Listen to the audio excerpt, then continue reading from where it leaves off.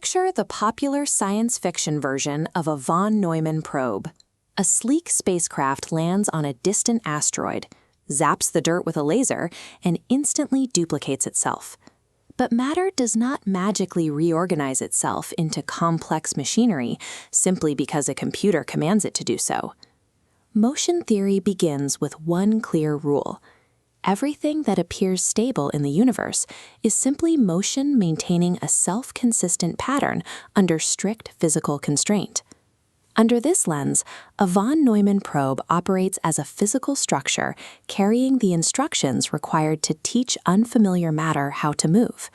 In reality, it requires massive physical effort. To figure out how a single machine could populate a galaxy, we have to discard the Hollywood magic. We need to examine the brutal, uncompromising choreography of a compressed industrial civilization. Consider an isolated spacecraft coasting endlessly through the deep vacuum of interstellar space.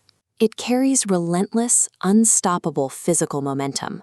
This graph plots desired velocity against required propellant mass.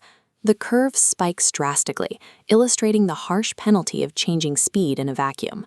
To flatten this exponential curve and avoid hauling mountains of fuel, you must use propulsion achieving much higher exhaust velocity.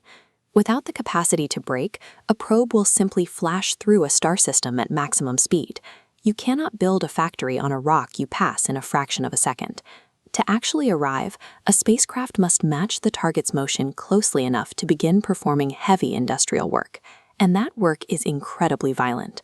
Heavy automated machinery must fracture and crush solid rock on a barren world. A lone landing craft cannot achieve this.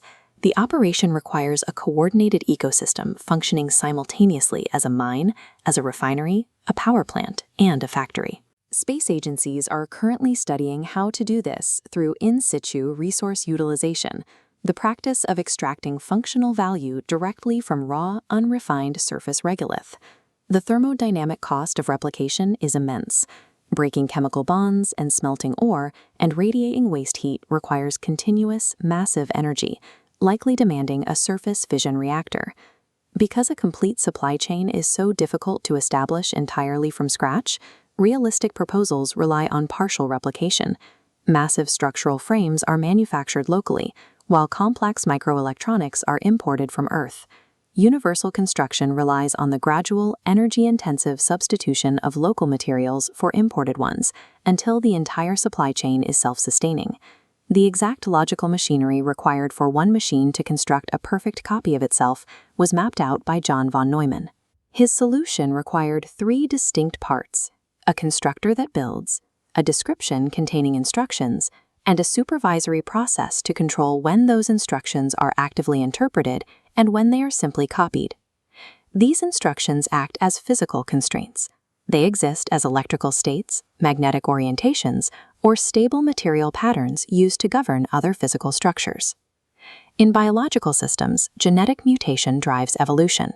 But in heavy industry, an accidental software change in a spacecraft factory will produce fatal manufacturing flaws, not beneficial adaptations.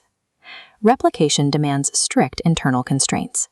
Redundancy, error correction, and tight authorization limits are the specific mechanisms preventing a useful lineage of probes from degrading into a swarm of self-destructive debris. When that complex industrial cycle is finally completed, a newly constructed descendant ignites its engines and ascends from the rocky surface. One successful replication cycle inherently converts vast astronomical distances into a reliable process of exponential multiplication. The physical machinery of the probe eventually breaks down, fails, or departs the system entirely. The true, lasting product of the mission is the repeating pathway itself, the continuous cycle of local matter becoming the next source of outward motion. Exploration of the universe is not achieved by flying a single machine into the dark.